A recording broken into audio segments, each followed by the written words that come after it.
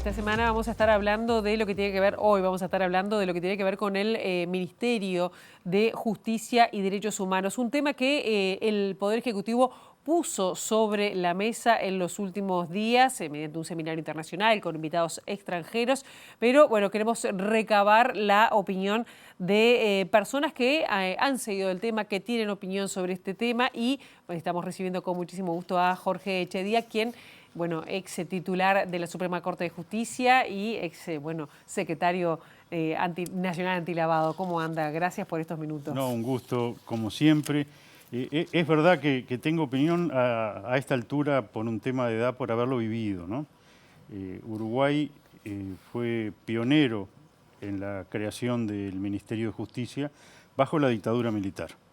Y en realidad la función que tuvo ese Ministerio de Justicia fue tener todo el sistema de justicia controlado por el Poder Ejecutivo. Cuando digo todo el sistema de justicia, todo lo que es el Poder Judicial, la Suprema Corte de Justicia dejó de ser suprema. Es muy gracioso porque para ahorrar en el frontispicio de la Corte, que está en letras de bronce, sacaron Suprema, entonces decía Corte de Justicia corrida, porque ya no quedó encuadrada en la puerta.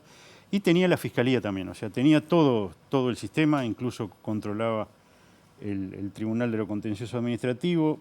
Ya en ese momento no regía plenamente la Constitución, la Corte Electoral quedó afuera, pero bueno, fue un ministerio para sojuzgar toda la administración de justicia y vaya si lo hizo, yo ingresé Eso allí, fue en 1976. Y duró hasta marzo del 85, si mal no recuerdo. En algún momento era tan descarnada o tan indefendible esa situación donde el Poder Ejecutivo controlaba todo, que se creó un Consejo de la Magistratura donde básicamente igual presidía el señor Ministro de Justicia, pero ya integraban 2 ministros de Tribunales de Apelaciones del Poder Judicial, no me acuerdo si alguien de la Corte también. Y bueno, se desdibujaba un poco esa situación. Igual bueno, ahora estamos en un contexto de democracia eso y es distinto. Un monstruo que no puede replicarse en democracia porque básicamente habría que dinamitar la Constitución de la República.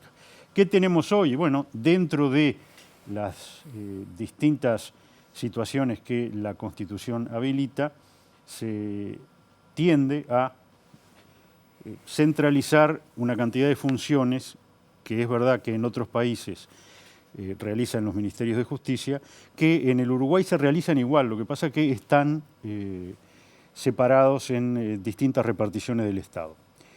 A mí la que realmente me parece que es medular en este caso y en donde Uruguay ha tenido idas y vueltas, en muchas cosas hemos tenido idas y vueltas, pero con el sistema carcelario hemos tenido idas y vueltas. Es muy curioso porque quizás los jóvenes piensan que el sistema carcelario siempre estuvo en el Ministerio del Interior, que no es la mejor opción para nada. Llegó a estar, si mal no recuerdo, en Educación y Cultura el sistema carcelario. ¿Por qué no es una buena opción que esté el Ministerio de Justicia, el sistema carcelario en el Ministerio del Interior? Porque básicamente sitúa a los ministros del Interior en una situación de conflicto de intereses, en tanto garantes del orden público y responsables de la policía y de la persecución inicial de los delitos flagrantes y, por supuesto, asistente de la justicia. El mayor interés del Ministerio del Interior es resolver la mayor cantidad de delitos que se pueda y aprender la mayor cantidad de autores de esos delitos que se pueda. Es decir, lograr la imputación penal del mayor número de personas que se pueda con el correspondiente aumento de la población carcelaria, porque básicamente sigue siendo bastante cierto que según los delitos y los casos, más o menos 1 de cada 2 personas que cometen delitos, esto ha sido tradicional, tiene medidas alternativas y la otra está es privada de su libertad ambulatoria. Ahora, ese le crea el conflicto de intereses con la población carcelaria, porque como responsable final del sistema carcelario no le interesa o le complica que haya sobrepoblación. Entonces, básicamente, su interés como ministro del Interior puro es que haya la mayor cantidad de delitos resueltos y interés como responsable final del sistema carcelario es que no haya tantos presos. Ahora, yo le pregunto... Y eso es contradictorio. Claro, yo le pregunto, ¿por qué el Poder Ejecutivo, primero que el tema del Ministerio de Justicia ha estado por lo menos en 3 de los partidos Sí. que disputaron, ¿no?, en la campaña electoral de este país. El Poder Ejecutivo dice que facilitaría un proceso de transparencia, de democratización, que reuniría cuestiones que hoy están, o organismos que hoy están dispersos, en un organismo que sería más técnico, que podría generar evidencia para políticas públicas. No, ¿usted no lo ve así? No, por supuesto, todo tiene baldosas blancas y baldosas negras, tiene argumentos a favor y argumentos en contra. Yo creo que en este caso, en este ministerio de tan mala fama, como lo dijo abriendo el paraguas el señor presidente de la República, estuvo muy inteligente señalando que tiene una mala fama, yo agrego, tiene una mala fama muy merecida el Ministerio de Justicia. Y es cierto que muchos países tienen ministerios de justicia, también es cierto que el país que en las 3 Américas ranquea mejor en independencia judicial es el Uruguay, o sea, nosotros no necesitamos en realidad, yo lo vengo diciendo hace 20 años, que nos vengan a dar lecciones, más bien vengan a preguntarnos cómo hacer una cantidad de cosas, no quiere decir que seamos perfectos.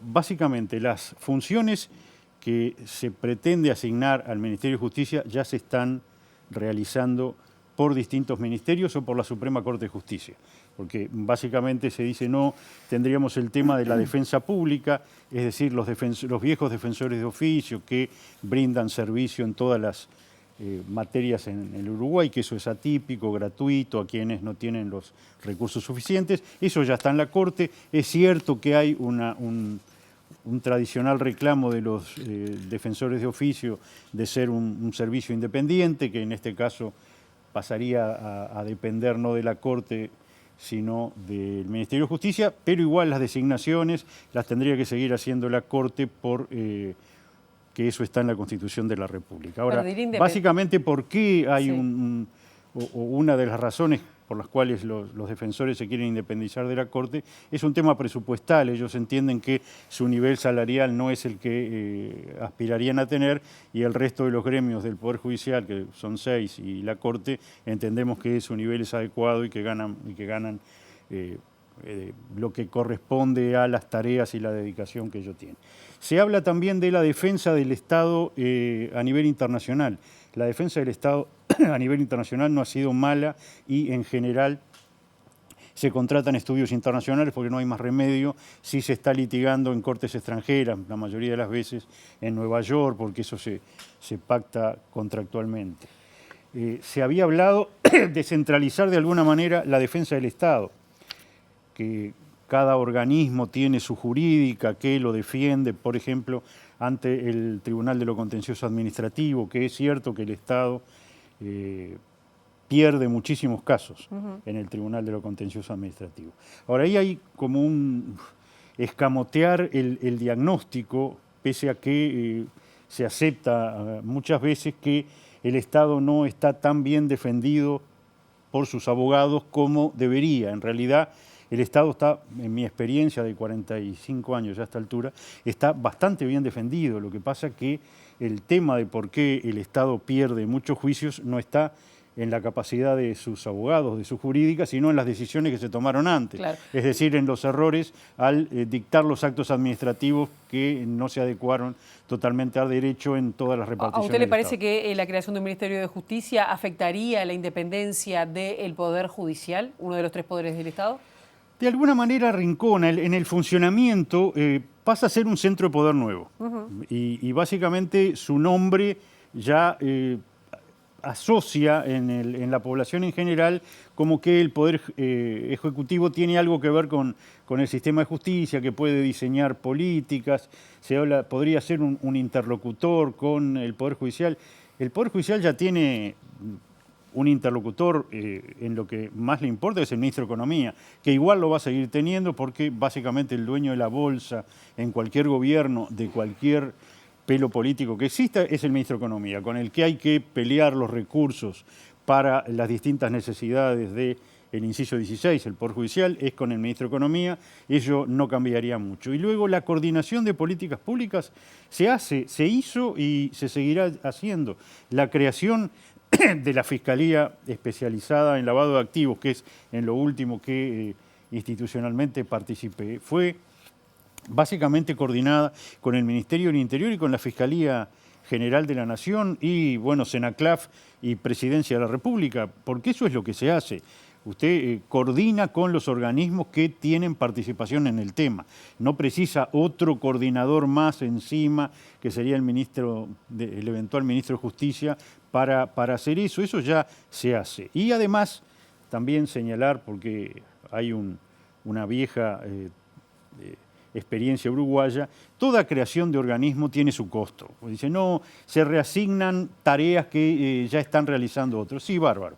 Ahora, lo que va a haber que hacer es tener una sede, tener fondos presupuestales, se crea una nueva jerarquía que requiere sueldos, requiere más personal. Lo primero que hacen los organismos nuevos, lo vimos con el Ministerio de Ambiente, porque simplemente lo cito porque es el último, bueno, pero todo ministerio que se crea en la siguiente instancia presupuestal requiere más fondos. Ahora, el Partido Nacional, se gasta más. El Partido Nacional apoyaba o lo tenía en su plataforma, sí, la creación de un Ministerio de Justicia. ¿Iba por el mismo lado? ¿Estaba equivocado de la misma manera? Sí, por supuesto, no. En lo que se me preguntó, que fue básicamente si la Senaclaf podría pasar de Presidencia de la República a integrar ese eventual Ministerio de Justicia en el que pensaba el Partido Nacional, yo dije, sí, en realidad no hay incompatibilidad ninguno. De todas maneras, y se lo dije a los integrantes del gobierno de esa época, y lo repito, no es una buena idea tener un Ministerio de Justicia. Así que, por supuesto,